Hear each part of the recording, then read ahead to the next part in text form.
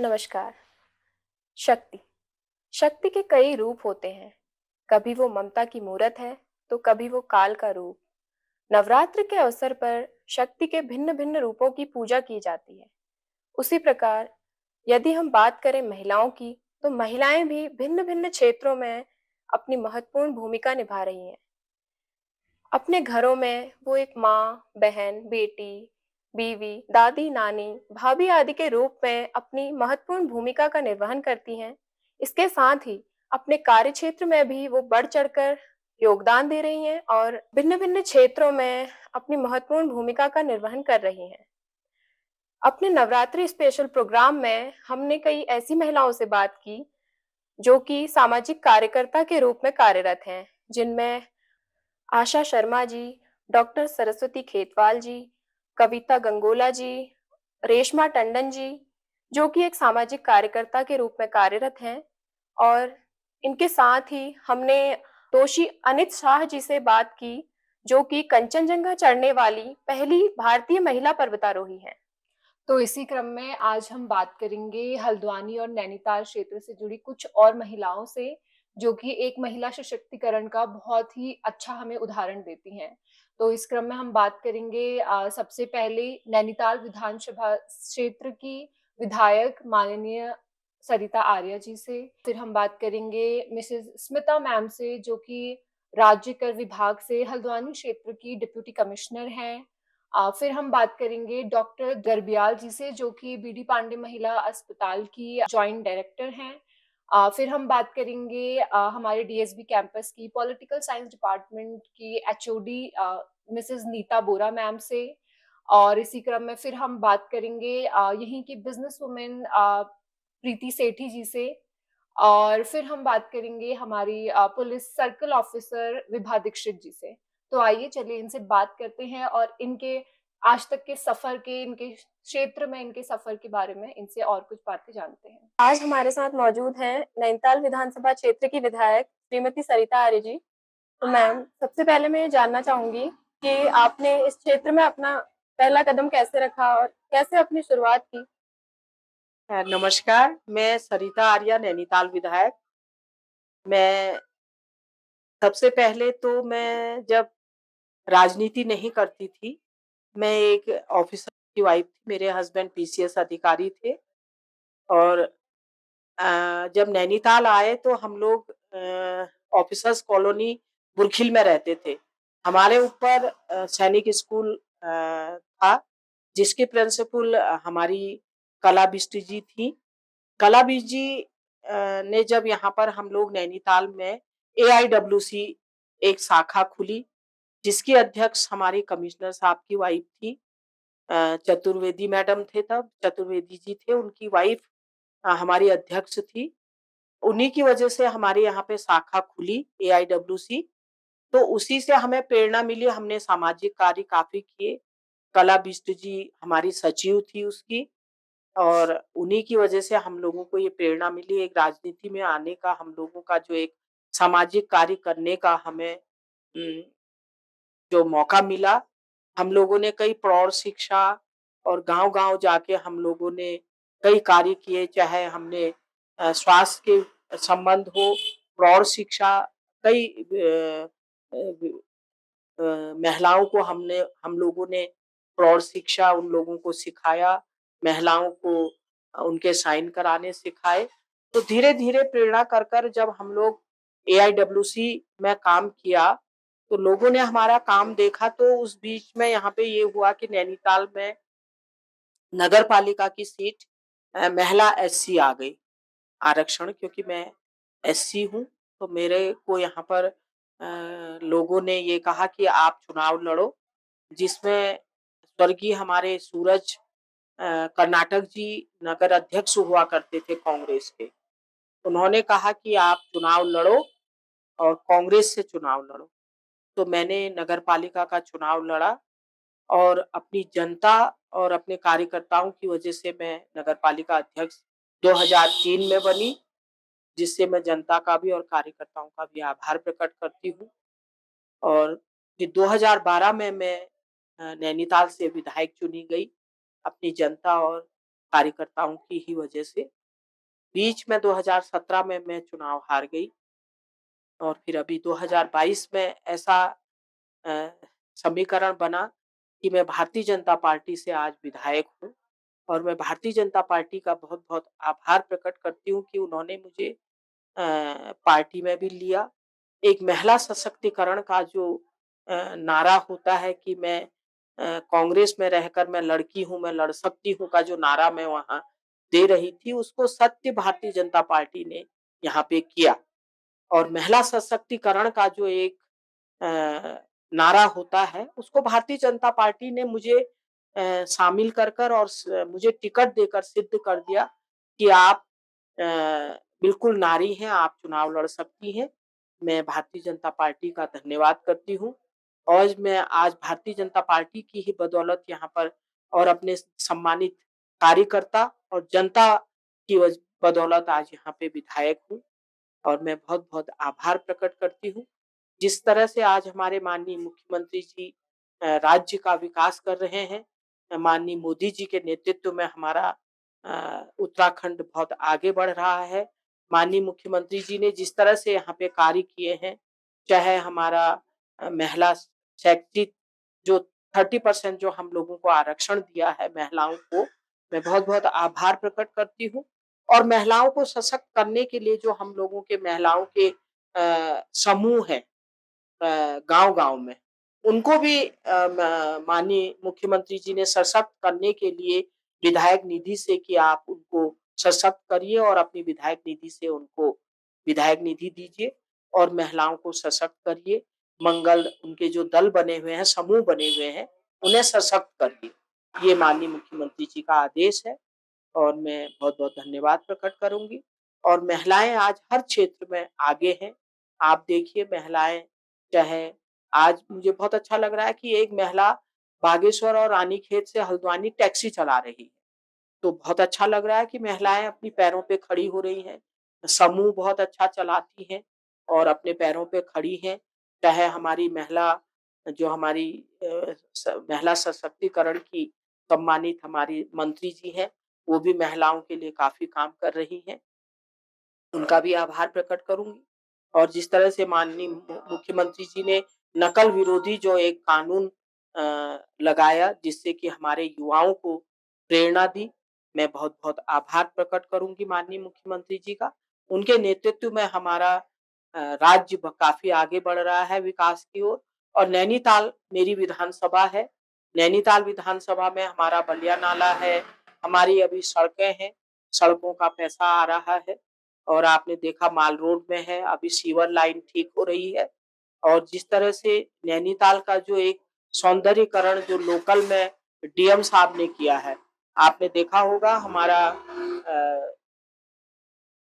Rickshaw stand हो, हमारा खड़ी बाजार हो, उसमें जिस तरह से काम हुआ है, जिस तरह से लाइटिंग लगी है, डीएम साहब ने जिस तरह से यहाँ काम किया है, मैं बहुत-बहुत आभार प्रकट करूँगी प्रशासन का भी और माननीय मोदी जी का बहुत-बहुत आभार जो G20 का अभी रामनगर में मुझे भी सम्मिलित होने का डिनर उनके साथ हमारे विदेशी मेहमानों के साथ करने का जो मौका मिला, माननीय मोदी जी के और अपने माननीय मुख्यमंत्री जी, यशस्वी मुख्यमंत्री जी के कारण हमें वहाँ पे मुझे भी जाने का मौका मिला और रामनगर की जो सड़कें हैं, रामनगर का जो सौंदर्यीकरण है, वो हमको अभी देखने को मिला, जिसमें शासन और प्रशासन ने बहुत अच्छा वहाँ पे व्यवस्थाएँ की थी। मैं बहुत-बहुत आभार और बहुत बधाई देती हूँ और यशस्वी प्रधानमंत्री जी और यशस्वी अपने मुख्यमंत्री जी का बहुत-बहुत आभार कि हमारे यहाँ पे G20 के सम्मेलन हुआ और हमें भी हमारे उत्तराखंड को सौभाग्य प्राप्त हुआ, जिसमें नैनीताल का नाम भी काफ़ी आगे गया क्योंकि रामनगर नैनीताल में ही पड़ता है। हमें भी सौभाग्य बहुत-बहुत आभार। मैम, एक बात मैं आपसे ये जानना चाहूँगी कि आप अपने राजनीतिक जीवन और पारिवारिक जीवन में किस प्रकार से सामंजस्य बिठाती हैं? कैसे दोनों चीज़ों को एक साथ देखती हैं? देखिए, मुझे राजनीति में लाने का मेरा मेरे हस्बैंड का बहुत बड़ा हाथ है क्योंकि वो जब आज वो हमारे बीच में नहीं हैं, तो जब मैं 2003 में नगर पालिका अध्यक्ष बनी, तो सभी ने उनसे कहा कि इनको चुनाव लड़ाते हैं, तो उन्होंने हामी भर दी। जबकि मैं एक हाउसवाइफ थी, लेकिन मैं राजनीति में आई और मुझे आगे बढ़ाने का मेरे हस्बैंड का और मेरे बच्चों का, घर का, क्योंकि जब तक साथ नहीं होता है राजनीति महिलाएं नहीं कर पाती हैं। तो मैं आज देखती हूँ कि मेरे हस्बैंड और मेरे बच्चों का बहुत मुझे सहयोग मिलता है। आज मेरे हस्बैंड नहीं है इस दुनिया में, लेकिन मेरे दोनों बेटे मेरा बहुत सहयोग करते हैं, मेरे को चुनाव भी लड़ाते हैं और राजनीति उसमें दोनों मेरा बहुत सहयोग करते हैं। राजनीति तभी आगे बढ़ पाती है जब घर से सहयोग होता है। महिलाएं तभी आगे बढ़ पाती हैं, क्योंकि तालमेल करना बड़ा मुश्किल होता है कि घर भी देखना है, जनता को भी देखना है और काफी कार्य करने पड़ते हैं। क्योंकि जब मैं नगर पालिका अध्यक्ष थी तो मैं नैनीताल शहर तक सीमित थी, लेकिन आज विधायक होने के नाते पूरा नैनीताल विधानसभा का कार्य करना, जनता से कार्य करना और जनता के मुद्दों को उठाना, ये एक हमारा कर्तव्य बन जाता है। तो जिससे कि हमें तालमेल भी बैठाना पड़ता है और जनता के जो मुद्दे हैं उनको भी हमने आगे उठाना पड़ता है। और माननीय मुख्यमंत्री जी और अपने मंत्रियों मंडल में भी और माननीय मंत्रियों को भी बताना पड़ता है, जिसमें कि मैं अपने सभी का बहुत बहुत आभार प्रकट करती हूँ। मैम, अंत में मैं चाहूंगी कि आप लोगों को और महिलाओं को कुछ संदेश दें अपनी तरफ से। मैं अपने सभी महिलाओं को ये संदेश देती हूँ कि आप हाउसवाइफ भी हैं तो राजनीति के क्षेत्र में आती हैं तो घर को भी देखना और अपने जनता को भी देखना हम सबका कर्तव्य बन जाता है। क्योंकि हम ये हैं कि महिला है, हमें घर और राजनीति में तालमेल रखना, क्योंकि ऐसा है कि महिलाएं तभी आगे बढ़ पाती हैं जब घर से सहयोग मिलता है। तो घर से सहयोग हम महिलाओं को मिलता है तभी हम आगे बढ़ पाती हैं। और मैं ये कहती हूँ कि आज हमारी महिलाएं किसी से कम नहीं है, क्योंकि आधी आबादी महिलाएं हैं, जिसको हमारा माननीय मुख्यमंत्री जी हो, माननीय मोदी जी हो, हमारे प्रधानमंत्री जी, वो महिलाओं के सशक्तिकरण के लिए काफ़ी हम लोगों को आगे बढ़ा रहे हैं। कई योजनाएं हमारी आ रही हैं जिसमें कि हम सब लोग उनका मान सम्मान बढ़ाएं और अपने देश की राजनीति में भी और अपने देश के लिए भी हम लोग कार्य करें। यही मैं अपनी महिलाओं को संदेश देती हूँ। जय हिंद, जय उत्तराखंड। मैम, आपने अपना बहुमूल्य समय हमें दिया, इसके लिए बहुत बहुत धन्यवाद। Thank you, thank you. अब हमारी मंत्री बनी है अभी अभी दीपिका बिनवाल जी आई हैं, उनको भी बधाई देती हूँ आप ही के माध्यम से। हमारी मंडल की मंत्री जी हैं सोनू जी, इनका भी स्वागत करती हूँ। और हमारी नगर की मंडल अध्यक्ष आई है महिला मोर्चा, इनका भी धन्यवाद करती हूँ और इनका स्वागत भी करती हूँ अपने कार्यालय में। धन्यवाद। मेरा नाम स्मिता है। मैं उत्तराखंड सरकार में डिप्टी कमिश्नर राज्य कर SIB इन्फोर्समेंट के हल्द्वानी के पद पर कार्यरत हूँ। आज ताल चैनल द्वारा मुझे नवरात्रि के अवसर पर कुछ कहने के लिए कहा गया है, तो नवरात्रि के अवसर पर तो मैं संपूर्ण उत्तराखंड वासियों को सर्वप्रथम अपनी ओर से बधाई प्रेषित करना चाहूँगी कि इस नवरात्रि पे सभी लोग पूरे उत्तराखंड में सुख रहे, समृद्धि रहे और ख़ास तौर से सभी महिलाएं जो हैं इसमें सुखी रहें, संपन्न रहें, यही मेरी कामना है। मैम, इस सफ़र में आपने क्या क्या परेशानियों का सामना किया, उनके बारे में हमें बताएं। देखिए, जहाँ तक महिलाओं का सवाल है तो महिलाओं को परेशानियाँ तो हमेशा से ही फेस करनी पड़ती हैं, चाहे वो बचपन से बड़े होने तक या किसी भी स्थिति में कहें। और अगर हम अपने उत्तराखंड की बात करें, अपने पहाड़ों की बात करें, तो शुरू से ये माना जाता है कि जैसे ही महिलाओं ने या लड़कियों ने ग्रेजुएशन किया तो उसकी शादी कर दी जाए। तो ये सभी परिवार में इस तरीके से चलता है। और इसके लिए लेकिन मैं अपने माता पिता का विशेष आभार व्यक्त करना चाहूँगी कि उन्होंने मुझे कभी भी शादी के लिए प्रेशराइज़ नहीं किया, ना उन्होंने मुझे फोर्स किया। जबकि घर के अन्य सदस्यों द्वारा जो है ये फोर्स किया जाता रहता था कि भाई ग्रेजुएशन हो गया, अब बेटी की शादी कर दो। बट मेरे माता और मेरे पिता दोनों ही इस बात में अड़े रहे कि जब तक बेटी पाँव में नहीं खड़ी होगी तो मैं अपनी बेटी की शादी नहीं करेंगे।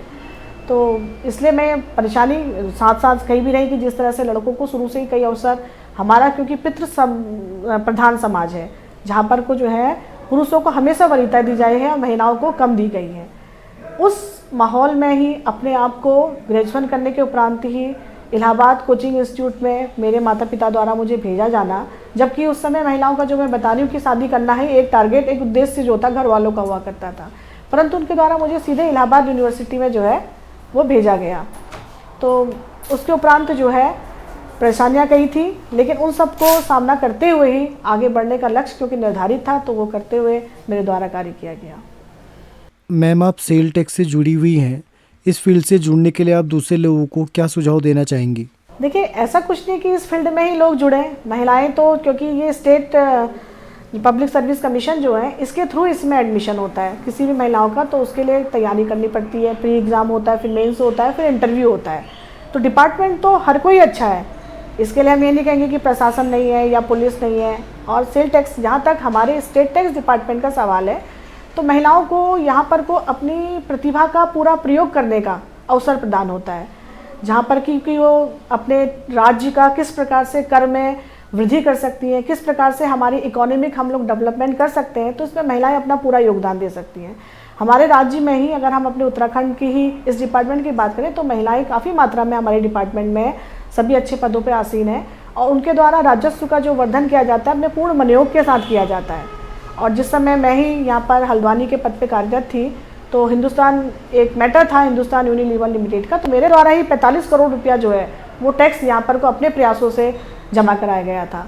तो महिलाओं को यहाँ पर को अपनी जो अंदर की जो क्षमताएं हैं उसका पूरा प्रयोग करते हुए राजस्व वृद्धि में और उत्तराखंड के विकास में योगदान कर जो है वो किया जा सकता है। तो इस वजह से अपने डिपार्टमेंट में आने के लिए मैं प्रेरित कर सकती हूँ महिलाओं को कि वो यहाँ पर आएँ और अपना योगदान दे सकती हैं। अच्छा मैम, महिलाओं को आप क्या संदेश देना चाहेंगी? महिलाओं को मैं यही संदेश देना चाहूँगी कि महिलाएं जो हैं वो पूरे आत्मविश्वास के साथ अपना काम करें। ठीक है, हमारी कुछ सांस्कृतिक स्थितियाँ भी होती हैं, परिस्थितियाँ भी होती हैं, हमें अपने, लेकिन हमें सरकार ने अब कई अधिकार हमें दिए हुए हैं, तो हमें उन अधिकारों का लेकिन दुरुपयोग ना करते हुए, उन अधिकारों का सदुपयोग करते हुए अपने पूरे आत्मविश्वास के साथ आगे बढ़ना चाहिए। और अपनी आर्थिक स्थिति भी हमें उन्नत करनी चाहिए, ताकि हम किसी भी तरह के आने वाले कोई बुरा वक्त हो तो उसको हम आसानी से झेल सकें, सहन कर सकें। तो इन सब के लिए हम अपना, पहले सर्वप्रथम जरूरी है कि अपना शैक्षिक उत्थान करें। तो महिलाओं के लिए सबसे पहला तो यही है कि जो बेटी बचाओ बेटी पढ़ाओ हमारा आंदोलन है, वो होना चाहिए कारगर, कि हर जगह जो है हमें अपनी बच्चियों को सशक्त करना है, उनको शिक्षित करना है। तो शिक्षित करने का सबसे पहला हमारा जो है उद्देश्य होना चाहिए, क्योंकि जब महिला शिक्षित होगी तभी समाज शिक्षित होगा और देश शिक्षित होगा। देश तभी महान बनेगा जब महिलाएं जो हैं वो शिक्षित होंगी। तो मैं महिलाओं से यही कहना चाहूँगी कि महिलाएं जो हैं अपने शिक्षित बने, वो घर में ना बैठें, बल्कि अपने जो उनके अंदर की क्षमताएं हैं उनका पूर्ण रूप से उपयोग करते हुए देश के विकास में, समाज के उत्थान में और परिवार के उत्थान में अपना योगदान दें। क्योंकि महिलाएं जो होती हैं काफ़ी रचनात्मक होती हैं और काफ़ी सहनशील भी होती हैं। तो जितना अच्छा काम मुझे लगता है महिलाएं कर सकती हैं, तो उतना अच्छा काम पुरुष कर पाए मुझे वो है, लेकिन पुरुष अपनी जगह पे, लेकिन महिलाएं ज़्यादा अच्छा कर सकती हैं, ये मुझे प्रतीत होता है। तो मैं यही संदेश देना चाहूँगी महिलाओं को। धन्यवाद मैम। मैं डॉक्टर द्रौपदी गर्ब्याल हूँ और मैं एज अ गायनिकोलॉजिस्ट यहाँ बीडी पांडे हॉस्पिटल में कार्यरत हूँ। सबसे पहले तो आप सभी लोगों को बहुत बहुत नवरात्रि की बधाई हो। और मैं यहाँ पर लगभग 22वां साल चल रहा है मुझे यहाँ पर कार्य करते हुए और जनता की सेवा करते हुए। मैम, जब आप पढ़ाई करती थी तो आपको ये प्रेरणा कैसे मिली कि आपको मेडिकल के प्रोफेशन में जाना चाहिए? देखिए, हमारे ज़माने में क्या होता था, मैंने 85 में इन हाई स्कूल किया था यहाँ सैनिक स्कूल से। 85 उसके बाद ये ऑप्शन होता था मैथ्स लो या बायो लो। तो मेरी ये तमन्ना थी कि मैं हमेशा से मतलब ये जन सेवा करूं, तो मैंने बायोलॉजी चूज़ किया था। उसके बाद फिर मैं जैसे ही इंटर किया तो उसके बाद टेस्ट दिया, फिर मैं निकल गई थी। फिर मैंने दिल्ली लेडी हार्डिंग से MBBS किया। और मैं ये चाहती हूँ कि जितना भी हम कर सकते हैं अपने लोगों के लिए, अपने जनता के लिए, क्योंकि अपने लिए तो सभी जीते हैं, लेकिन अगर हम आप किसी के लिए काम आ सकें तो वो बहुत बड़ी बात होती है। तो यही सोच के फिर मैंने बायोलॉजी लिया और डॉक्टर बनी। तो मैम, वर्तमान में आप जो एक अंग्रेजी की कहावत है, medical profession is a Nobel service, तो आप इसको एक चरितार्थी कर रही है, तो यही आपका उद्देश्य था? हाँ, बिल्कुल बिल्कुल, क्योंकि मैंने अब MBBS करने के बाद फिर उसके बाद तो मेरी नौकरी लगी गया था यहाँ पर, जैसे उत्तराखंड जैसे ही बना था। उसके बाद मैं पहले यूपी में मैंने ज्वाइन किया था और उत्तराखंड जैसे ही बना तो हमने ऑप्शन दिया था कि मुझे उत्तराखंड में ही काम करना है, अपने ही इलाके में काम करना है, वहीं सेवा करनी है। उसके बाद फिर मैं पीजी करने गई थी, और पीजी करने के बाद फिर एज ए गायनिकोलॉजिस्ट मैं यहीं तब से पोस्टेड हूँ। और आपको मालूम ही है यहाँ नैनीताल में गायनिकोलॉजिस्ट की बहुत कमी है। यहाँ मैं देख रही हूँ जब से मैं मतलब यहाँ हम काम करते हैं तब से बहुत मतलब हमेशा से समस्या रही है गायनिकोलॉजिस्ट की। और इस बार अभी भी मैं अकेली हूँ यहाँ पर, और मुझे कैंप्स भी जाने पड़ते हैं, फैमिली प्लानिंग के कैंप्स होते हैं जिसमें कि नसबंदी के ऑपरेशंस होते हैं, वहाँ भी जाती हूँ हफ्ते में एक बार। और बाकी दिन तो 24/7 तो यहीं हुई है, मतलब यहीं रहती हूँ, लोकल में रहती हूँ। और हमेशा जब भी मतलब कॉल आ जाता है तो तुरंत आना पड़ता है, क्योंकि अकेले हैं, कहीं जा भी नहीं सकते हैं। ये दिक्कत है बस, बाकी जी सब ठीक चल रहा है। मैम, आपके कार्य क्षेत्र में स्टार्टिंग टू एंड अभी तक का कोई कभी स्टार्टिंग परेशानी? क्या, जैसे मैंने मेडिकल ऑफिसर के पद पे जैसे मैंने शुरू में ज्वाइन किया, जी उसके बाद एसएमओ प्रमोशन हुआ तो मुझे वहाँ भेज दिया गया था, भीमताल में मेरा ट्रांसफ़र हो गया था लगभग 2010-11 करीबन में। 1-2 साल के लिए वहाँ रही, लेकिन यहाँ मैं जैसे कि मैंने कहा था आपको कि गायनिकोलॉजिस्ट की हमेशा से कमी रही, तो मुझे यहाँ फिर से बुला लिया, यहाँ अटैचमेंट कर दिया गया मेरा। तो मैं 2 साल करीबन वहाँ रही, लेकिन कार्य मैं यहीं पर कर रही थी। उसके बाद फिर मेरा प्रमोशन हुआ जीडी रैंक में, तो 2013 से मैं एज अ जॉइंट डायरेक्टर मैं यहाँ काम करती हूँ। और बस वैसे 20-22 मेरा हो गया, 97 में मैंने ज्वाइन किया था, तो उस हिसाब से 26 साल की नौकरी हो गई मेरी। जी मैम, आप अपने पारिवारिक जीवन और कार्य में सामंजस्य कैसे बनाती हैं? देखिए ऐसा है ना, जैसे आप ये चूज करते हो, अगर मेडिकल लाइन चूज किया है या जो भी आप चूज करता है, इंसान मेंटली प्रिपेयर्ड रहता है, क्योंकि हमें पता है हमें पारिवारिक जीवन को भी निभाना है, हॉस्पिटल या जहाँ क्षेत्र में जिस क्षेत्र में भी काम करते हो उसको भी निभाना है।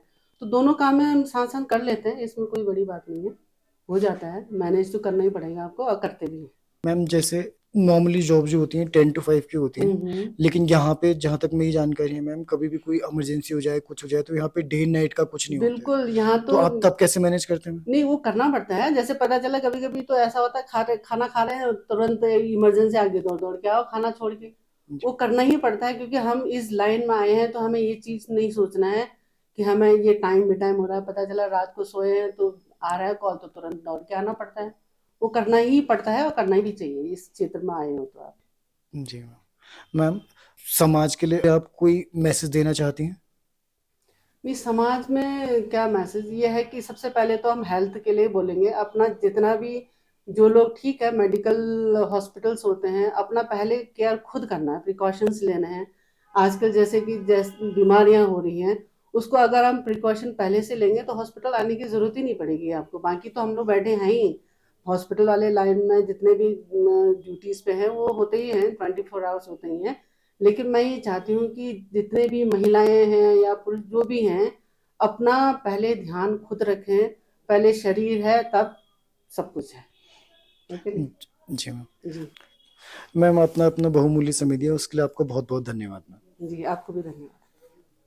मैं ताल चैनल के माध्यम से सभी लोगों को नवरात्रि की हार्दिक शुभकामनाएं देती हूँ।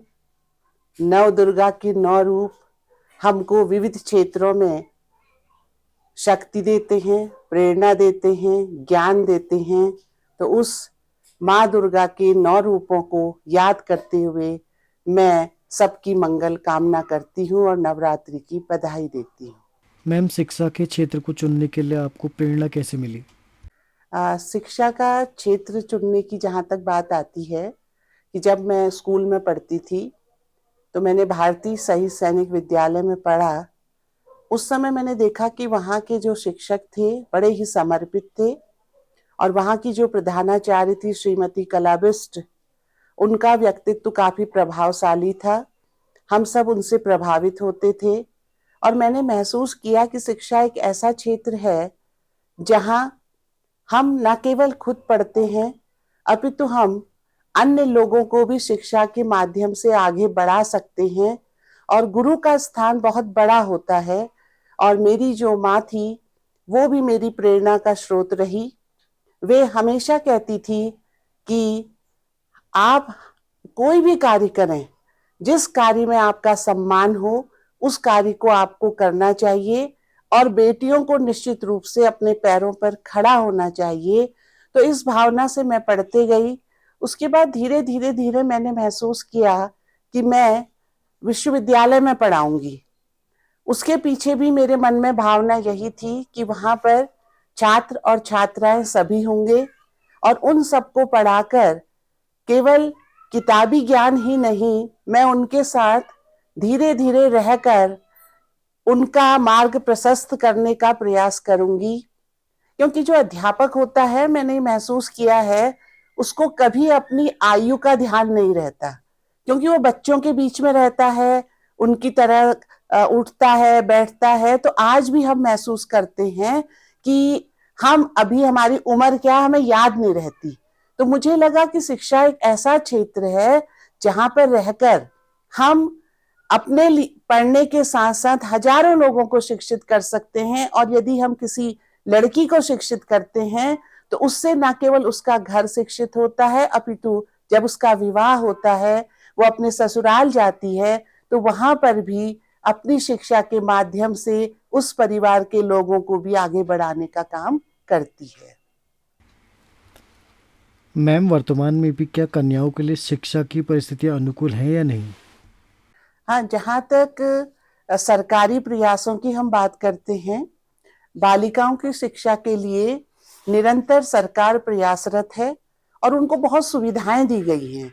अब देखिए, गांव-गांव में स्कूल खुल गए हैं ताकि लड़कियां घर से बाहर भेजने में अभिभावकों को थोड़ा कई बार परेशानी होती थी।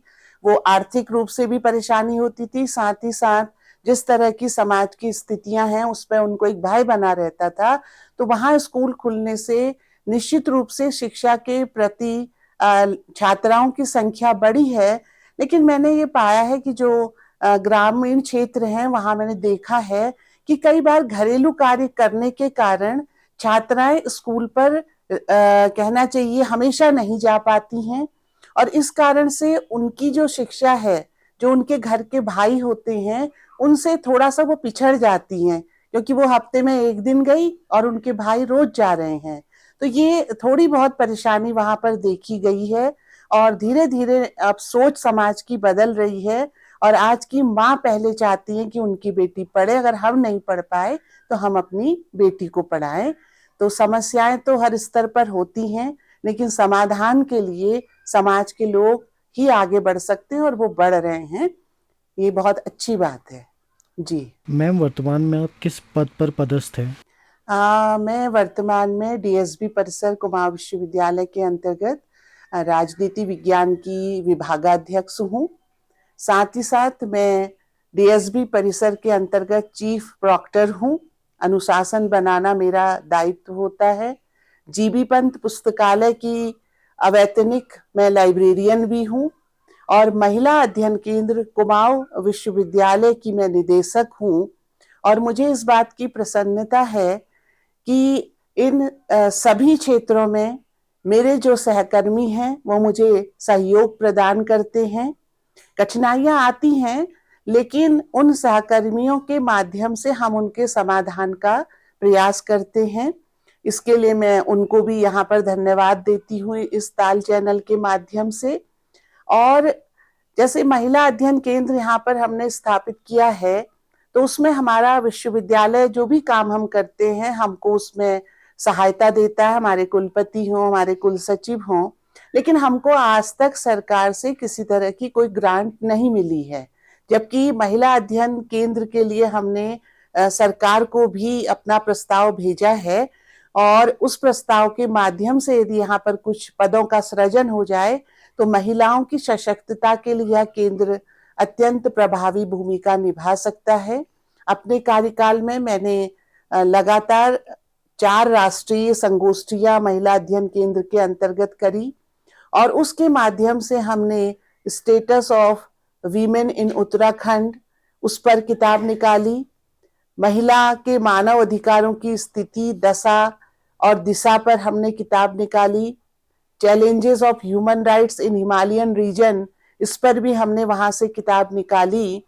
तो आगे भी हमने, जब भी अंतर्राष्ट्रीय महिला दिवस होता है, हम लगभग 1 सप्ताह का कार्यक्रम करते हैं जिसमें हमारे विद्यार्थी क्विज के माध्यम से, निबंध प्रतियोगिता के माध्यम से और साथ ही साथ विभिन्न प्रतियोगिताओं के माध्यम से भाग लेते हैं, जिसमें शिक्षकों की भी भूमिका होती है। और as a chief doctor DSB परिसर में रहने के नाते मैंने देखा है कि युवा हैं, तो युवाओं के बहुत बड़े बड़े सपने होते हैं और वो सपने को लेकर अपने विश्वविद्यालयों में प्रवेश करते हैं। तो मैं जब से प्रॉक्टर हुई हूँ मैंने ये प्रयास किया है कि हम उनके लिए जो वो चाहते हैं सब कुछ ना भी कर पाए, लेकिन उनके सपने क्या है उन्हें सुन तो लें। मैं उनके सपने सुनती हूँ, उनकी बातें सुनती हूँ और मैंने प्रायः देखा उनकी मांग कोई गलत नहीं होती। वो कहते हैं हमें लाइब्रेरी में समय पर किताबें मिले, हमारे क्लासरूम अच्छे हो जाएं और शिक्षक हमको अधिक से अधिक समय देकर पढ़ाएं। तो ये कोई बहुत बड़ी समस्याएं नहीं रही, मैंने हमेशा उनकी बात सुनी और मैं अपने विद्यार्थियों को भी इस बात के लिए धन्यवाद देती हूँ कि वो मेरी बात भी सुनते हैं, मैं उनकी बात भी सुनती हूँ। तो यहाँ पर मैं समाज को एक संदेश देना चाहती हूँ कि कई बार हम कहते हैं कि छात्रों के बीच में अनुशासनहीनता है, तो यदि हम बच्चों की बात को मन से सुनते हैं और मन से उसके समाधान करने का प्रयास करते हैं तो बच्चों में ऐसी कोई बात नहीं जो वो नहीं समझ पाए। और समाज में भी आप देखते हैं कि घर परिवार में बच्चों के साथ कई तरह की समस्याएं अभिभावक झेलते हैं। अभी हमने देखा पुलिस वालों को बाइक आदि चलाने के लिए यहाँ पर नियम बनाने पड़े, बच्चों को रोकने का प्रयास किया गया। तो मैं यहाँ पर अपना मेरा व्यक्तिगत मत है कि हमको बचपन से ही बच्चों की आदतों पर ध्यान देना चाहिए। आज हस्बैंड वाइफ दोनों वर्किंग हो गए हैं, तो बच्चा यदि कुछ पूछता है तो उसके हाथ में मोबाइल दे देते हैं, लो आप खेलो, हम अपना काम करते हैं। तो वो मोबाइल में क्या खेल रहे हैं कुछ नहीं पता। धीरे धीरे उनकी आकांक्षाएं बढ़ती है, उन्हें इस बात का मतलब नहीं रहता कि हमारे अभिभावक क्या कर रहे हैं, कैसे कर रहे हैं, वो एफर्ट्स कर पाएंगे या नहीं। तो हमें बचपन से ही बच्चों को पैसों का सदुपयोग करना सिखाना चाहिए। समाज के अंतर्गत चाहे लड़का हो चाहे लड़की हो उसका सम्मान करना सिखाना चाहिए। और ये बात मैंने अपनी माँ से भी सीखा था। वो कहती थी बेटा कहीं भी आपका कोई काम होता है तो आप निर्भीकता से वहां जाओ, अपनी बात कहो, लेकिन ध्यान रखना अभद्र भाषा का प्रयोग मत करना और ना ही किसी के दिल को दुखाने का प्रयास करना। और जब तक आपका कार्य सिद्ध ना हो, आपको लगता है आपका काम सही है, तो उसको पूरा करने के लिए अपना प्रयास आपको करना चाहिए। तो मेरा ये मानना है कि कठिनाइयां आती हैं, कई बार ऐसा होता है कि कार्य की अधिकता के कारण मुझे लगता है कि शायद मैंने इस कार्य को अच्छे से नहीं किया, लेकिन उस दिन फिर मुझे रात भर नींद नहीं आती। मैं पूरा अपना होमवर्क करती हूँ कि कल मैं इस काम को कैसे करूंगी। और मेरे सहकर्मी जानते हैं कि मैं रात के 10-11 बजे भी उनको मैसेज कर देती हूँ कि कल आपने भी ये काम करना है, और वो फिर मेरा सहयोग करते हैं। तो मुझे यहाँ पर ये कहते हुए गर्व होता है कि मेरे पति राजीव शर्मा हैं, वो मुझको इन सभी कार्य करने के लिए हमेशा मेरा साथ देते हैं, मुझे प्रेरणा देते हैं। और कई बार जो है अगर मैं कहीं पर पारिवारिक उत्तरदायित्व का निर्वहन ना कर पाऊं तो वो वहां पर कहते हैं आप जाइए, सब हो जाएगा। और ये मेरे माता पिता ने भी मुझसे कहा। तो शायद मैं यहाँ तक पहुंचने का कारण अपने माता पिता का आशीर्वाद है, और आज भी मुझे मेरे मायके और ससुराल सबकी तरफ से मुझको सहयोग मिलता है। मैम, वर्तमान में आप एचओडी के पद पे कार्यरत हैं, वह आपको कई अतिरिक्त कार्य भी दिए गए हैं जिनका निर्वहन आप बखूबी निभा रही हैं। इसके अलावा भी आपके द्वारा कई स्कूलों में सहायता की जाती है, उसके बारे में कुछ बताएं। जी, मैं बताना चाहूँगी। मैं ये बताना चाहूँगी कि मैं प्रताप भैया जी की पुत्री हूँ, और हमारे पिताजी ने उत्तराखंड, पहले उत्तर प्रदेश था, लगभग 150 से अधिक विद्यालय खोले, और प्राय उन्होंने विद्यालय उन क्षेत्रों में खोले जो जनजाति बाहुल्य क्षेत्र था, या जहाँ पर बहुत निर्धन लोग रहते थे, शिक्षा की कोई व्यवस्था नहीं थी। और खटीमा जो है वहाँ पर तो इंटर कॉलेज खोलने का श्रेय प्रताप भैया जी को जाता है। उन्होंने आचार्य नरेंद्र देव विद्यालय आज वहाँ पर चल रहा है, पहले थारू इंटर कॉलेज के नाम से उन्होंने खोला। तो आज उस थारू इंटर कॉलेज की भी मैं व्यवस्थापक हूँ, वहाँ पर भी हम लोगों को देखना पड़ता है। और बच्चे बड़े ही मेधावी हैं, बहुत गरीब परिवारों के हैं, लेकिन थोड़ी सी प्रेरणा से वो आगे बढ़ रहे हैं। और आज हमने वहाँ पर वर्तमान समय में जो इंग्लिश मीडियम के माध्यम से भी बच्चों को शिक्षा दी जानी चाहिए कि विचार आया तो हमने एक प्रताप भैया मेमोरियल स्कूल आचार्य नरेंद्र देव विद्यालय के अंतर्गत खोला है। तो वहाँ भी शिक्षक आदि जो हैं बच्चों को, जो निर्धन बच्चे हैं उनको वहाँ पर शिक्षा प्रदान कर रहे हैं। साथ ही साथ नैनीताल के अंतर्गत भारतीय शहीद सैनिक विद्यालय है जिसके कई शिक्षकों को राष्ट्रपति पुरस्कार मिला है और बच्चे भी योग्यता की सूची में आते हैं। राष्ट्रीय शहीद सैनिक स्मारक विद्यापीठ है। इसके अलावा भी कई विद्यालय हैं जिनका देखभाल हमको करनी पड़ती है, वहाँ हमें जाना पड़ता है। तो अपने उत्तरदायित्व का निर्वाह करने के लिए सभी का साथ लेकर इन कार्यों को करने का भी प्रयास मैं करती हूँ।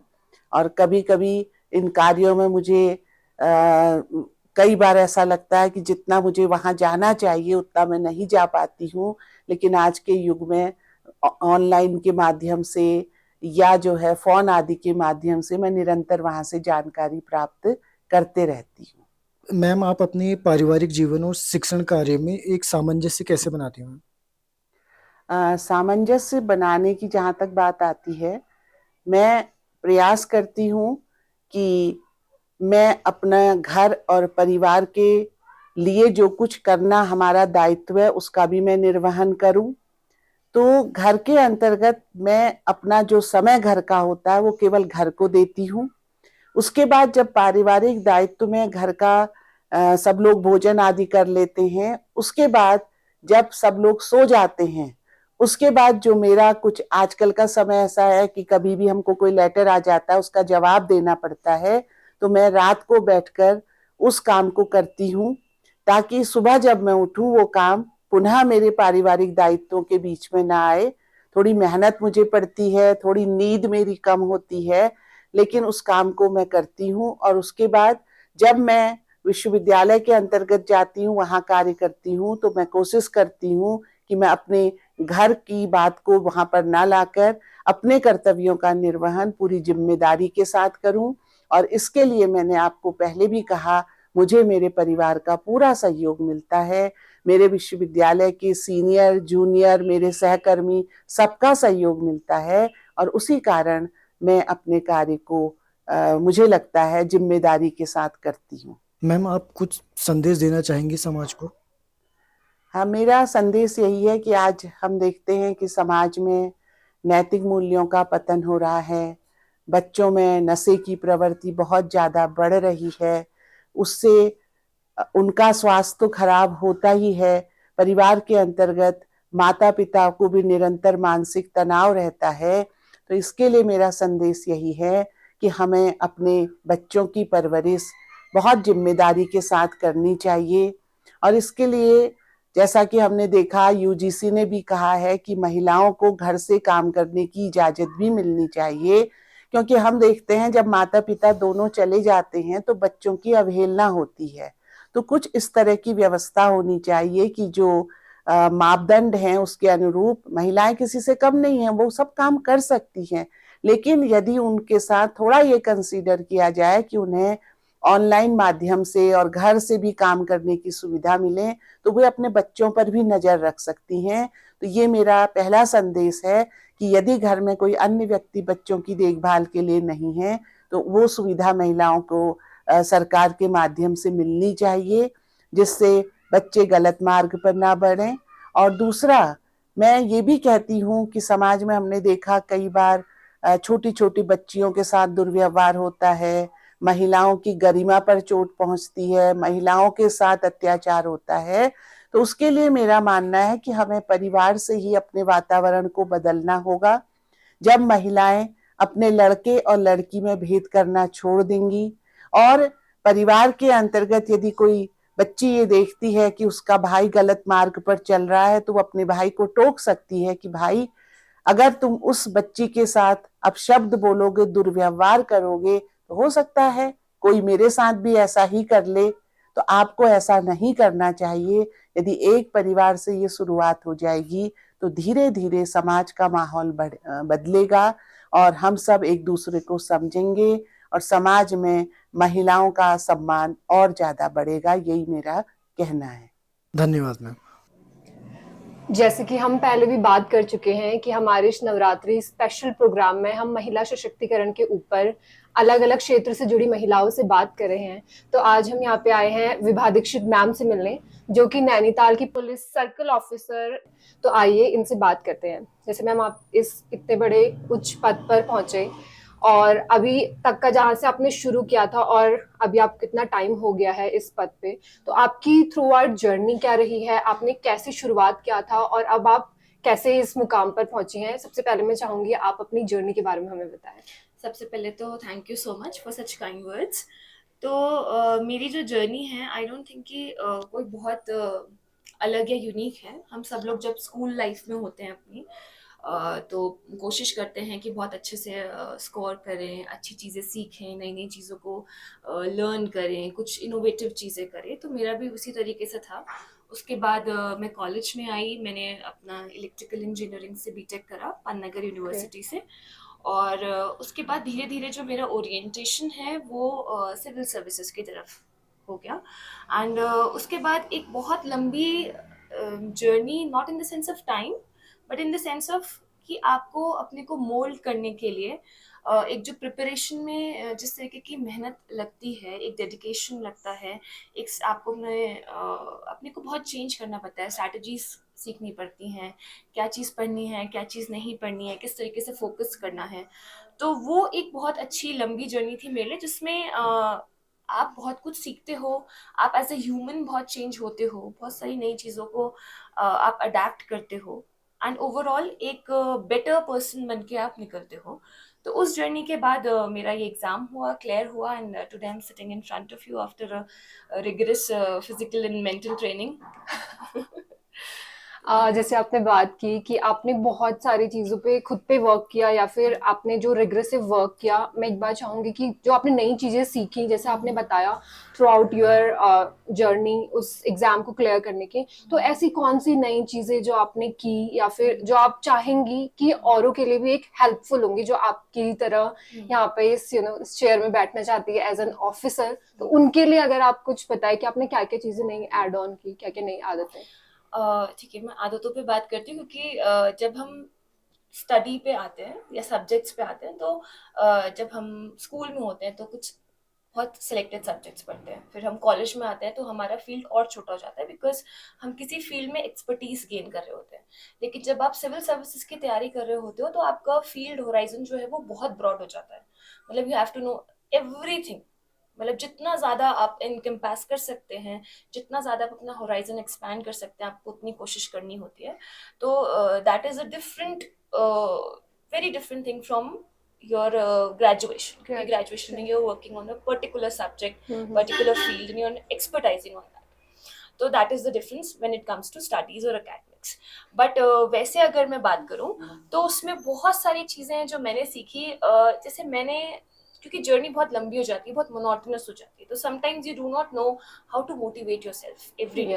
Every day you have to wake up and motivate yourself to study, to work harder, you know, to be something. तो उसमें जो मैंने एक चीज डिस्कवर करी was that I used to do one creative thing every day. Okay, that was my goal.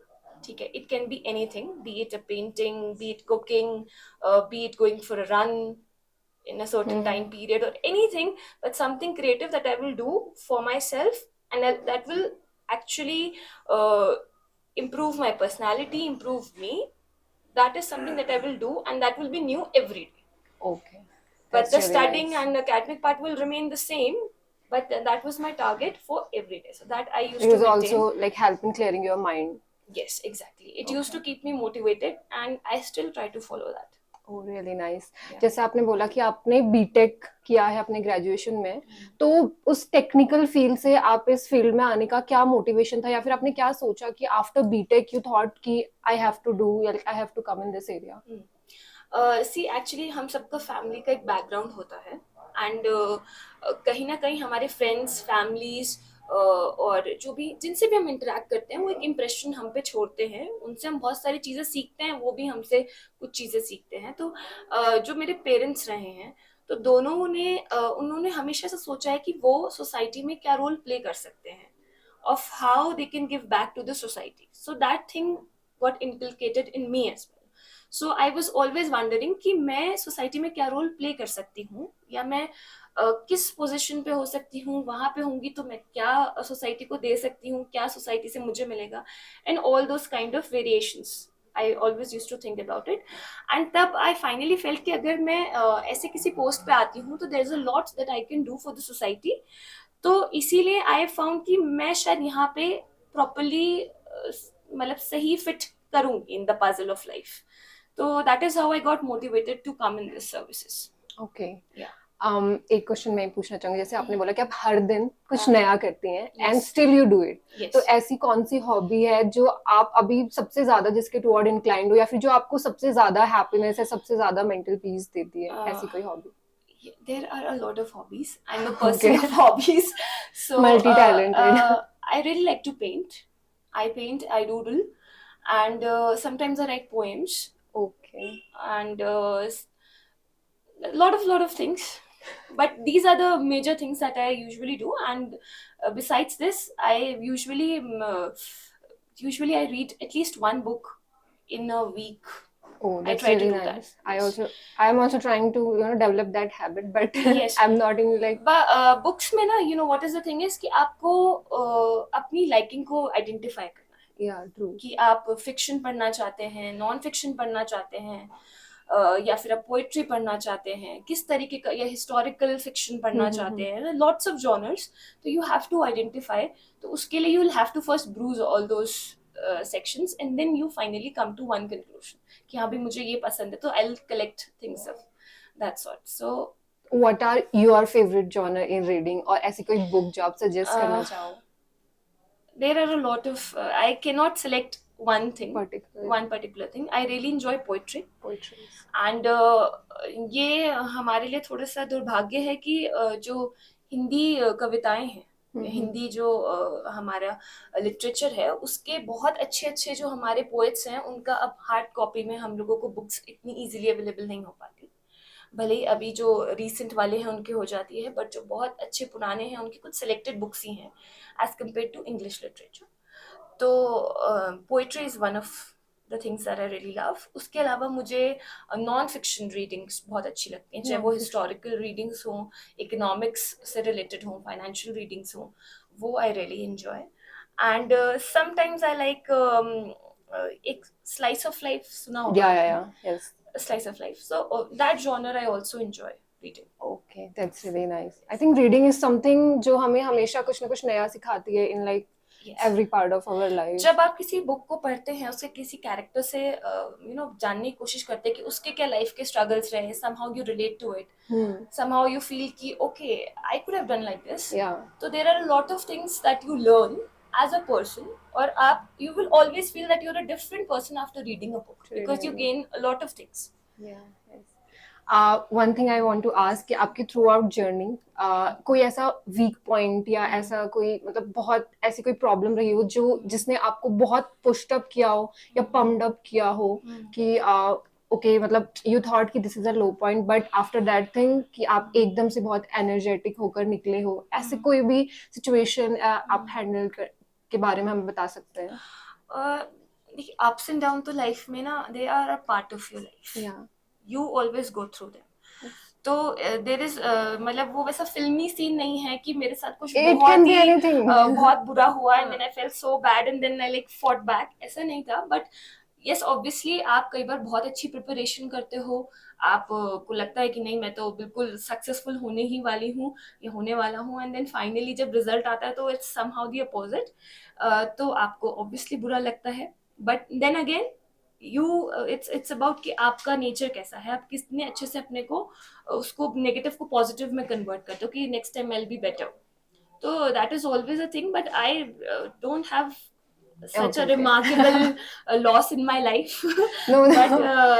But yes, you do feel failures, and but that is just a part of it. That is a part of routine. I do not take it as a separate. Ma'am एक चीज मैंने आपके बारे में सुनी कि आपने गौरा शक्ति इनिशिएटिव में आपका बहुत बड़ा योगदान रहा है, तो मैं एक बार चाहूंगी कि आप उस बारे में एक हमें बताएं, उस बारे में प्रकाश डालें कि वो क्या है. देखिए, गौरा शक्ति जो स्कीम है वो उत्तराखंड पुलिस ने लॉन्च करी, और जो उसका मेन मोटिव है वो ये है कि जो वुमेन है वो अपने को एम्पावर्ड फील करे। अब एम्पावर्ड फील करने के लिए बहुत सारे फील्ड्स पे आपको काम करना पड़ेगा ना। सबसे पहले कि उनको डर ना लगे, भय ना हो। अगर वो किसी वल्नरेबल सिचुएशन में है तो वो उसे फेस कैसे करेंगी। अगर कोई उनके साथ अपराध घटित हो जाता है तो उसके बाद उनके पास रिड्रेसल के क्या क्या तरीके हैं। तो इन सब फील्ड्स पे गौरा शक्ति योजना वर्क करती है। फॉर एग्जाम्पल, अगर आपको लगता है कि आप किसी वल्नरेबल सिचुएशन में हो तो आप कैसे टैकल करोगे, तो you should know a little bit of self defence. तो उसके लिए यहाँ पे self defence training programs organise करें। और सेल्फ डिफेंस ट्रेनिंग प्रोग्राम्स हमने अपने स्टाफ को, स्कूल के बच्चों को, कॉलेज के बच्चों को, इनफैक्ट हमने आशा वर्कर्स को भी सिखाया। Oh, that's really हमारे nice. जनपद में, हमारे डिस्ट्रिक्ट में हमने ये भी करा है। और इसके लिए हमने ट्रेनर्स कुछ हमें अपने हेडक्वार्टर्स से भी मिले हैं, कुछ ट्रेनर्स हमने इंडिविजुअली भी अपने तरफ से भी असाइन करवाए हैं इस पूरी स्कीम के लिए। उसके बाद फिर हमारे पास आता है कि जब महिलाओं के साथ कोई अपराध घटित हो गया उसके बाद वो क्या करें, रिड्रेसल कहाँ मिलेगा। तो हमेशा थाने में जाने में एक हेजिटेशन होती है, किस तरीके की क्वेश्चनिंग हो सकती हैं, I will not feel comfortable, I can not share the details. तो किस तरीके से उसको हम उस गैप को फिल करें, किस तरीके से इजी बनाएं रिपोर्टिंग को। तो उसके लिए जितने भी थाने हैं उन पे एक महिला हेल्प डेस्क बनी है और वहाँ पे एक महिला दरोगा है, सब इंस्पेक्टर, जिसके पास एक हमने फोन दिया है, एक नंबर और एक फोन उनको अलॉट किया गया है। कभी भी किसी महिला के साथ कोई अपराध घटित होता है तो वो सीधे थाने में उस महिला हेल्प डेस्क पे जाएं, उन सब इंस्पेक्टर से मिलें, अपनी प्रॉब्लम वहाँ पे शेयर कर दें। तो उसको बिल्कुल एक होता है ना इजी फैमिली टाइप फ्रेंडली माहौल जो है वो मिलेगा, जिसमें वो अपनी बात इजीली रख सके। अब मान लीजिए वो थाने भी नहीं आना चाहती है, तो हमारी एक उत्तराखंड पुलिस ऐप है जिसमें गौरा शक्ति का ऑप्शन है। आप उसमें जाएंगे, अपने को रजिस्टर कर देंगे, तो आपकी लिंकिंग हो जाएगी आपकी लोकल सब इंस्पेक्टर से। तो she would act as your guardian.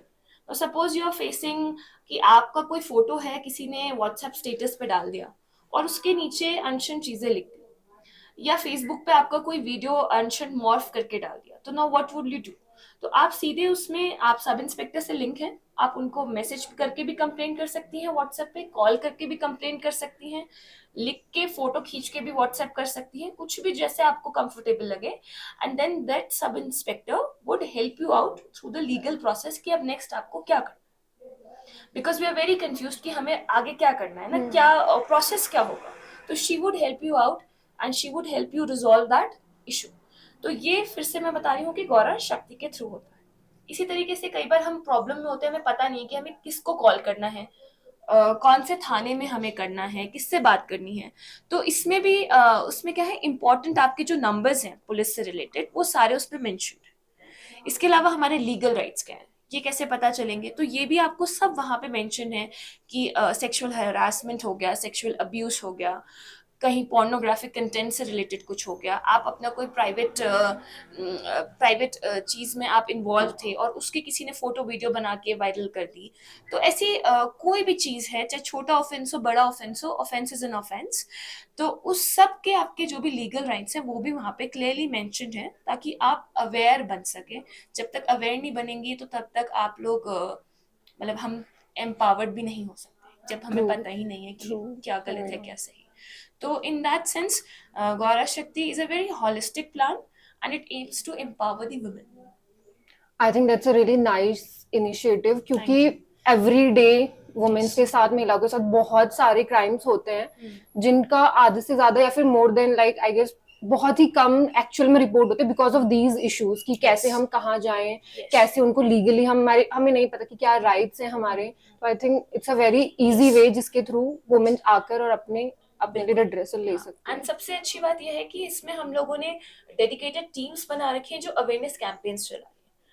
और वो अवेयरनेस कैंपेन्स ऐसा नहीं है कि स्कूल और कॉलेजेस तक लिमिटेड है, सेल्फ हेल्प ग्रुप्स में जो रूरल एरियाज हैं, विलेजेस हैं, वहां तक जाके हम लोग इस चीज का प्रचार प्रसार कर रहे हैं, because awareness is the first step. तो that is also a part of this scheme. Yes, and obviously गांव वगैरह में जाकर we can't do like mass media thing, वहाँ पे इतना possible भी नहीं, then these तो आउटरीच करना बहुत जरूरी है सोसाइटी के साथ, तो that is a part of this. एक like not the least but एक क्वेश्चन मैं पूछना चाहूंगी कि जैसे जब आप स्टडी कर रहे थे उस दौरान और अब आप इस पोस्ट पे हो, यहाँ पे आप बैठे हो, तो कुछ डिफरेंस था या फिर आपने ऐसे क्या मतलब कुछ कोई ऐसी चीज नोट की आपने कि पहले कुछ डिफरेंस आपको लगा और अब यहाँ पर बैठ के काम करना इज लाइक टोटली डिफरेंट, ऐसे क्यों? Yes, it's absolutely different because तब आप चीजें सिर्फ इस पर्सपेक्टिव से कर रहे होते हो कि I have to achieve this, I have to achieve this. मतलब जो लाइफ, एक्सपेक्टेशन होती हाँ, है। लाइफ तो obviously is that only because अब हमारे गोल्स दूसरे हो गए हैं। अब हम उन गोल्स को अचीव करने की कोशिश कर रहे हैं, वहां पे भी अचीव करने की कोशिश कर रहे थे, यहाँ पे भी कर रहे हैं। बट अभी हम जो कर रहे हैं उसकी इम्प्लीकेशंस होती हैं सोसाइटी पे, लोगों पे। कोई आएगा अपनी कोई कंसर्न लेके, हम उसकी कंसर्न सुनेंगे, उसको सोल्यूशन की तरफ लेके जाएंगे, तो एक अच्छा इम्प्लीकेशन आएगा, not for my sake but for but for the society से। तो वो जो इम्प्लीकेशन है आप तब समझोगे जब आपका एक छोटा सा बोलने, एक कोई गलत वर्ड गलत इम्प्लाई कर सकता है, एक गलत पूरी नेगेटिव वेव चला सकता है, और आपका कोई एक अच्छा पॉजिटिव एक्शन और लोगों को मोटिवेट कर सकता है कि वो भी उसी तरीके से पॉजिटिवली सोसाइटी को इम्पैक्ट करें। तो you have to be very cautious of the things that you are doing. एक लास्ट क्वेश्चन मैं पूछना चाहूंगी, आपका हमने बहुत टाइम भी ले लिया है, कि आप क्या एक मैसेज हमारे चैनल के थ्रू ऐसे वुमेन, ऐसी लड़कियों को देना चाहती हैं जो आपकी ही तरह एक ऑफिसर बनना चाहते हैं? चाहे वो ऑफिसर बनना चाहें या अच्छा शेफ बनना चाहे, अच्छा फोटोग्राफर या अच्छा डांसर, कुछ भी बनना चाहें, मैं उसमें डिफरेंशिएट नहीं करती हूँ। बिकॉज मैं बिलीव करती हूँ कि आप जो भी काम करें उसको बहुत प्राउड के साथ करें, बिकॉज जो भी आप काम कर रहे हैं सोसाइटी में हर उस काम की बहुत इम्पोर्टेंस है, हर एक चीज़। जो खाना बना रहा है वो नरिश कर रहा है पूरी सोसाइटी को, पूरी फैमिली को नर्चर करके बड़ा कर रहा है।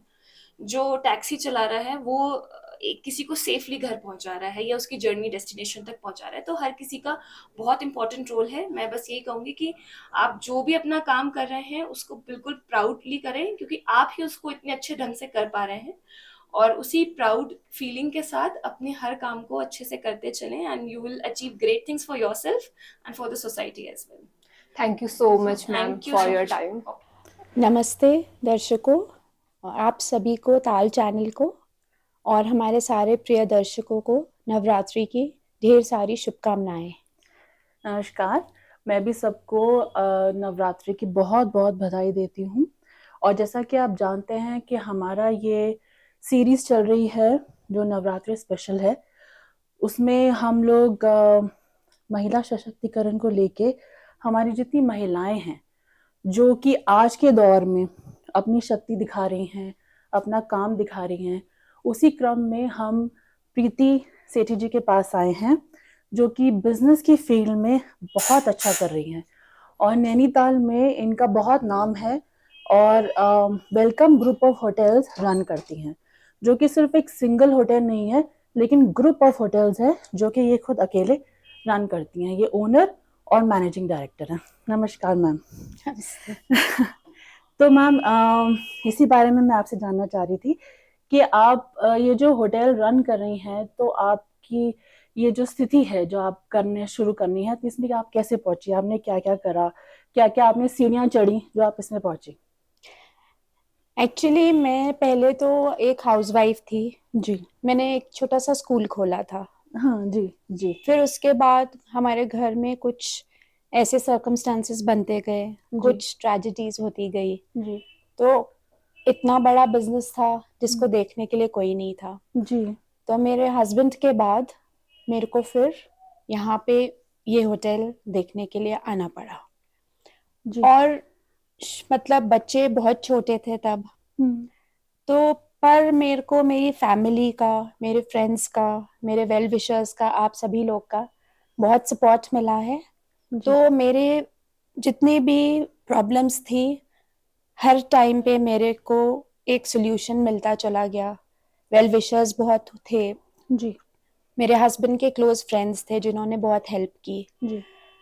तो मुश्किलें तो बहुत आई और अभी भी आती है, because business means challenge. Absolutely, business means challenge जी and you have to, if you have to do it, you have to do it. जी तो बिल्कुल। हाँ, तो इधर तो आप फेस करो और आप छोड़ दो। जी बिल्कुल मैं समझ सकती हूँ।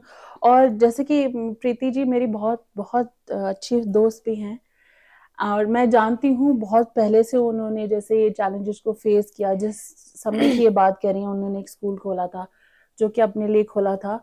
उनको बहुत इंटरेस्ट भी है बच्चों में, पर फिर स्थितियों को देख के उन्होंने अपने जिसे कहते हैं घोड़ी की लगान पकड़ी और उसके बाद उन्होंने ये वेलकम ग्रुप ऑफ होटल्स को संभाला। एंड जैसे इन्होंने कहा कि रिस्क लेना है, बिजनेस का मतलब हुआ कि रिस्क लिया जाता है हर चीज में और हर एक दिन कोई ना कोई प्रॉब्लम आती है। तो मैम जैसे अगर आपके पास यहाँ पे जो आपका स्टाफ है, कभी उसमें कोई प्रॉब्लम आती है हैंडल करने में, सिंस आपके पास इतना बड़ा स्टाफ है पूरे ग्रुप ऑफ होटल्स में, तो उनको आप कैसे एक राह दिखा के चलाते हैं? देखिए, स्टाफ हर तरह का होता है जी और हमारे वो वेल विशर्स भी होते हैं। जी वो एक्सपेक्ट करते हैं कि हम हमेशा उनसे जी बहुत ही गिविंग रहे। जी बट अगर हम गिविंग है तो हम ये भी एक्सपेक्ट करते हैं हम्म, कि हमारा जो हम कर रहे हैं उसके लिए हमें इन रिटर्न हमारे खाली काम हम्म, अच्छे से हो। जी तो उसके लिए, और जब स्टाफ पुराना हो जाता है तो आई फील ज्यादा प्रॉब्लमैटिक हो जाते हैं। अच्छा ओके जी, but for that you have to handle everything very diplomatically. अच्छा हाँ, जी like you have to, I won't say कि खाली आप सॉफ्ट बन के ही चलो। This is for the other ladies also. I जी वोंट से कि आप खाली सॉफ्ट बन के चलो। जी आई वोंट से कि खाली आप एक बिल्कुल ही एडमिनिस्ट्रेटिव वे में चलो। जी it is a part of family. जी अगर हम एक इंस्टीट्यूशन, एक होटल चला रहे हैं, कोई भी बिजनेस में, वो हमारी फैमिली है। जी तो हमको वैसे उनके साथ अपने संबंध बनाने हैं, अपने रिलेशंस बनाने हैं कि हम उनके साथ, उनसे एक फैमिली की तरह उनके सुख दुख में हिस्सेदारी ले और कि वो भी इन रिटर्न हमारे सुख दुख में और हमारे प्रॉब्लम्स को समझे। जी बहुत बढ़िया आपने कहा। मैं समझ सकती हूँ, आपका कहने का मतलब है कि आप एक फैमिली बन जाती है बिल्कुल और फैमिली। जैसे इन फैमिली को बैलेंस करके चलना पड़ता है वैसे आप इसका बैलेंस बना के एग्जैक्टली चलती हैं, exactly which is so nice. कहीं पे आपको अगर सख्त होना पड़ता है तो कहीं पे नरम भी चलते हैं, एग्जैक्टली। इसी तरह से आप उनको हैंडल करते हो। जी जी बहुत बढ़िया, आपने बहुत अच्छा मुझे बताया। एंड मैम हमको पता चला है कि आप कुछ सोशल वर्क भी करती हैं। आप अगर हमें थोड़ा सा ब्रीफ करेंगे, क्योंकि आपने पहले एक स्कूल भी खोला था इसी क्रम में, जी तो अब अगर आप हमको थोड़ा सा ब्रीफ करेंगे कि आप और क्या क्या करते हैं, बिकॉज आप एक बहुत अच्छी बिजनेस वुमन तो हैं, लेकिन उसके साथ साथ आप सोशली भी अपने समाज को अपना देती हैं। तो आप थोड़ा सा हमें बताएंगे कि क्या चलता है आपका, आप क्या करते हैं?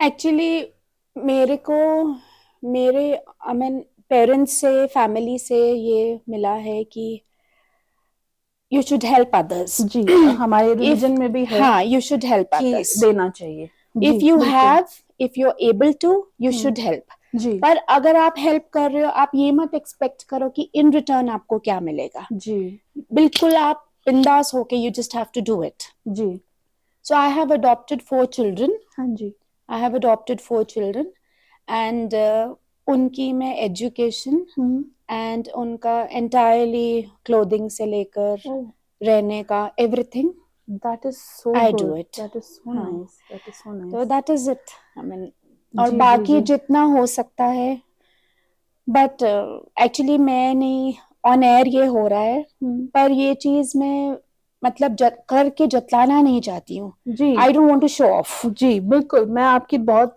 करीबी हूँ, लेकिन मुझे भी इसके बारे में आज ही पता चल रहा है। हाँ, बिकॉज यही हमको पता चलता है कि आपने उसी बिल्कुल उन्हीं लाइन में जा रही हैं, जिसे कहते हैं ना कि फल के कर्म किया जा, फल की इच्छा मत। हाँ, बिकॉज वन बिल्कुल। Should not show off. जी बिल्कुल बिल्कुल, यही जो बड़ी बात है आपके, जो मुझे बहुत ही हाँ, अच्छी नहीं। लगती है कि ईगो के नाम पे कुछ नहीं है और मैं नहीं होता है, आपका आप बिल्कुल जताना नहीं चाहती हैं। ये बहुत बड़ी बात है मैम आपकी, ये मुझे बहुत ही अच्छा लगा थैंक यू। आपका ये जेस्चर।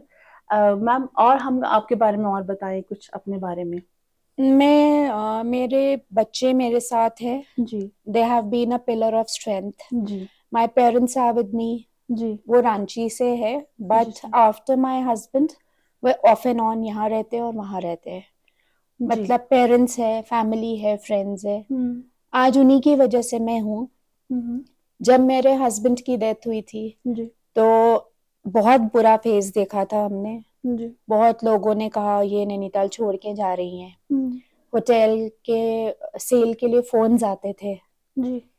बट समहाउ सबकी ब्लेसिंग से, और मैं जैसे बहुत भगवान को मानती हूँ, जी। तो फिर उस वजह से मेरे को लगता है स्ट्रेंथ मिली जी। और वो फेज निकलता चला गया। बहुत ही बड़ी बात है मैम। हाँ, बाकी आई एम नॉट वेरी ऐसे, मतलब मेरे को बहुत पार्टीज और इसमें I am not very social, not, I mean, it's not social. I don't like mingling with too many pomp and show.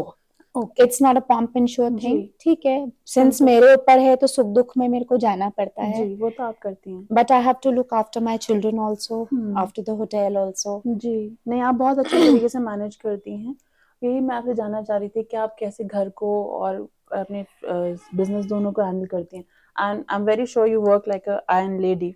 I mean, no, it's not that, but the circumstances make one a iron lady, and you have to be. Yeah. See, nowadays I don't agree that a man can do many things. A female can also do everything. Everything. Like you yourself are a very good icon to everybody in the society. Thank you so much. You do such a lot of social work. You are into everything, and you manage everything very nicely. Thank you so So much. you are an example for all of us.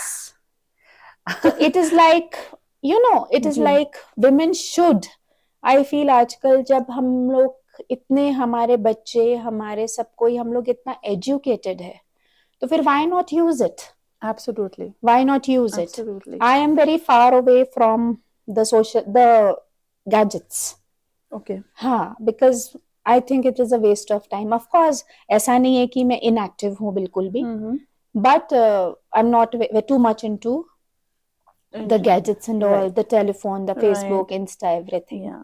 I So understand. I feel instead of that, one should avail certain things and show their, I mean, what they are capable of. Yes.